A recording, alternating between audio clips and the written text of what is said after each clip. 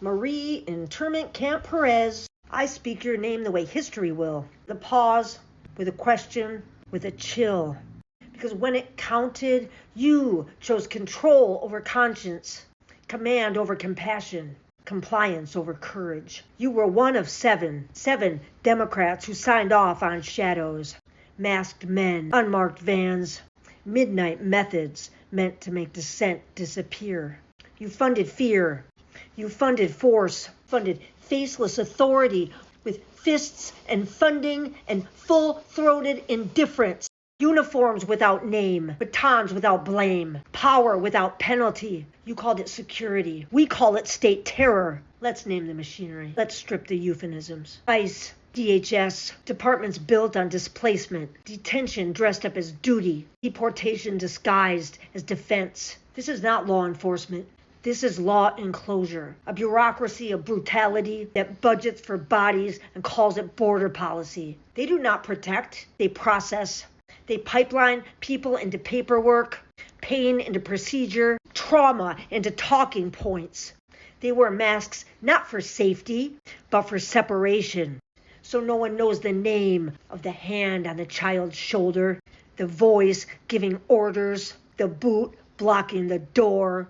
And you train this system to see protesters as prey, as problems, as enemy combatants in the country they were born in. Before the boots, before the batons, before the blank stares and body armor, you voted for children to be stripped of their dignity before they were stripped of their clothes. Children crying, caged in a bureaucracy that calls cruelty procedure. That vote did not whisper. It screamed. It told us who you are when the cameras are off and consequences feel far, far away, because you didn't just tolerate this. You topped it off. You signed the check. You smoothed the margins.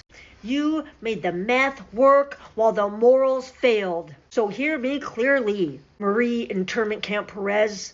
I do not disagree politely. I do not disapprove delicately. I do not object with a whisper and a wink and a hope you'll do better. I disapprove with my full fucking chest, with bone-deep disgust, with breath-burning clarity, with a fury forged from watching power punched down. Call it policy.